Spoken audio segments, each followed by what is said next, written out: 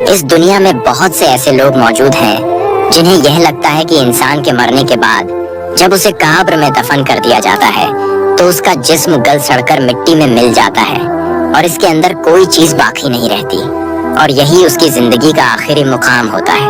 مرنے کے بعد اسے اور کسی چیز کا سامنا نہیں کرنا پڑتا، لیکن اصل میں ایسا بالکل بھی نہیں ہے۔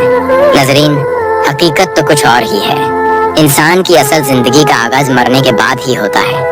مرنے کے بعد والی زندگی کو برزخ کی زندگی کہا جاتا ہے، اور جب برزخ کی زندگی ختم ہوگی تو آخرت کی زندگی کی شروعات ہوگی، اور یہ زندگی کبھی ختم ہی نہیں ہوگی۔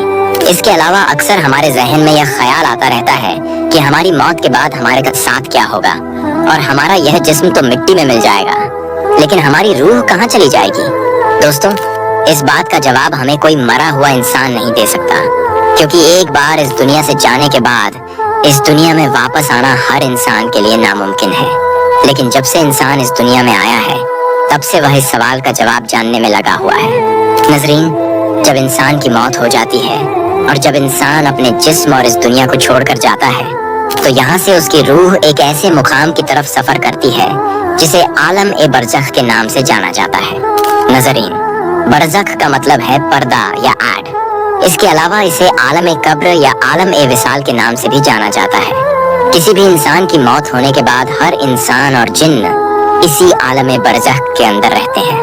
جو لوگ نیک اور اللہ کے فرما بردار ہوتے ہیں ان کے لیے یہ عالم برزخ بالکل جنت کی طرح ہوتا ہے، وہیں وہ لوگ جو اللہ کی نافرمانی کرتے ہیں کے لیے یہ عالم برزخ جہنم کی طرح بتایا گیا ہے۔ ناظرین، اسلام کے مطابق بتایا گیا ہے کہ جب ہماری روح قبض کر لی جاتی ہے تو اس کے بعد ہمارے جسم کو قبر میں اتارنے پر ایک بار پھر سے روح ہمارے جسم میں ڈالی جاتی ہے، اور اس کے بعد منکر نکیر ہماری قبر میں آتے ہیں اور ہم سے سوال جواب کرتے ہیں۔ چنانچہ حضرت ابو ہریرہ رضی اللہ تعالی عنہ فرماتے ہیں کہ اللہ کے رسول صلی اللہ علیہ وسلم نے ارشاد فرمایا کہ جب میت کو قبر میں رکھ دیا جاتا ہے تو اس کے پاس دو فرشتے آتے ہیں جن کا رنگ سیاہ، کالا اور آنکھیں نیلی ہوتی ہیں، جن میں سے ایک کو منکر اور دوسرے کو نکیر کہا جاتا ہے۔ وہ دونوں اس سے پوچھتے ہیں، تو کیا کہتا ہے ان صاحب کے بارے میں جو تمہاری طرف بھیجے گئے؟ اگر وہ مومن ہوتا ہے تو جواب دیتا ہے، وہ اللہ کے بندے اور اس کے رسول ہیں۔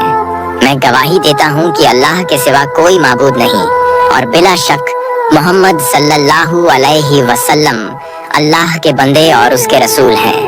ناظرین، ان سوال جوابوں کے بعد ہمارے اعمال کے مطابق دو فرشتے آتے ہیں جو روح کو لے کر آسمان کی طرف نکل جاتے ہیں۔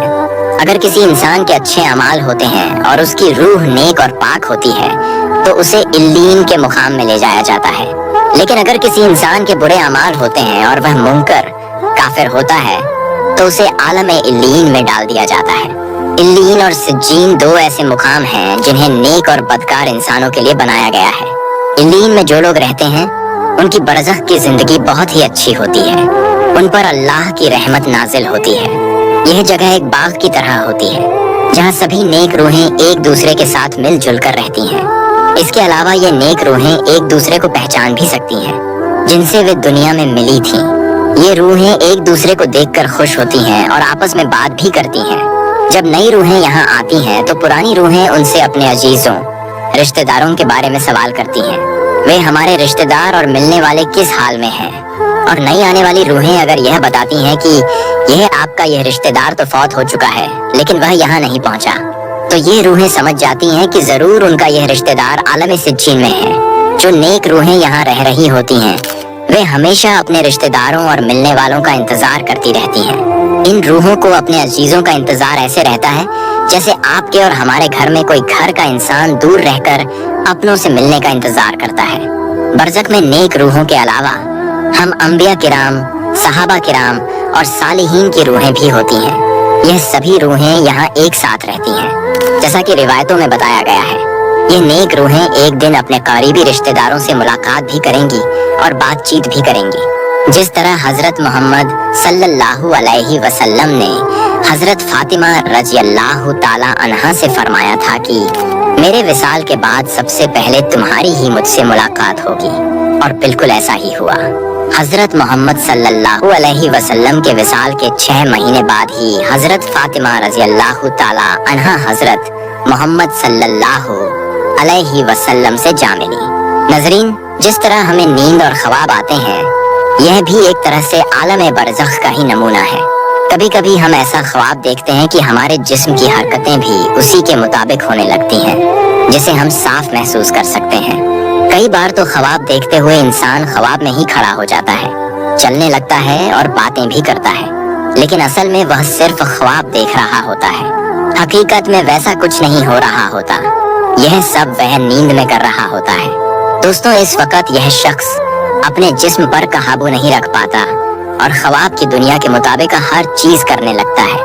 वह हर बात को महसूस भी करता है और कुछ ऐसा ही मरने के बाद भी होता है। जब कोई रूह आलम बरज़ख में जाती है और उसे जजा या सजा मिलती है, तो उसकी हालत उसके कब्र में मौजूद जिस्म पर भी जाहिर होती है।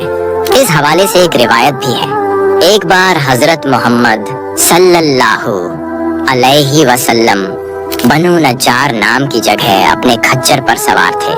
तभी अचानक खच्चर बहुत ज्यादा पिदक गया और आप सल्लल्लाहु अलैहि वसल्लम खच्चर से नीचे आ गए। तब आपने देखा कि वहाँ कुछ कब्रें मौजूद हैं। उन्हें देखकर आपने पूछा, क्या कोई जानता है कि यह कब्रें किनकी हैं? एक शख्स ने कहा, मुझे पता है। हजरत मोहम्मद सल्लल्लाहु अलैहि वसल्लम ने पूछा, इन लोगों को कब दफन किया गया था? उस शख्स ने बताया, जमाना ए जाहिलियत में।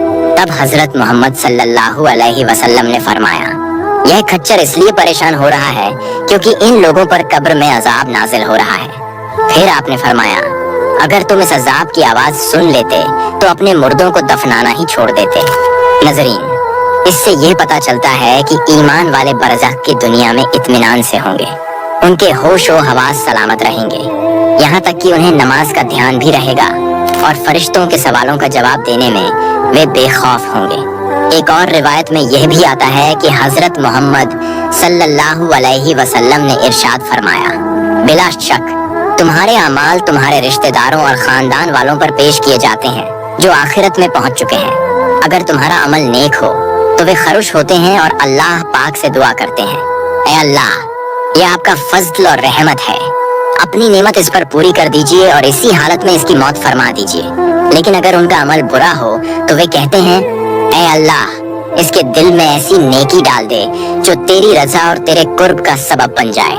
नजरीन, इस वीडियो के लिए इतना ही। इन बातों से सीख लें और सवाब-ए-दारैन जरूर हासिल करें।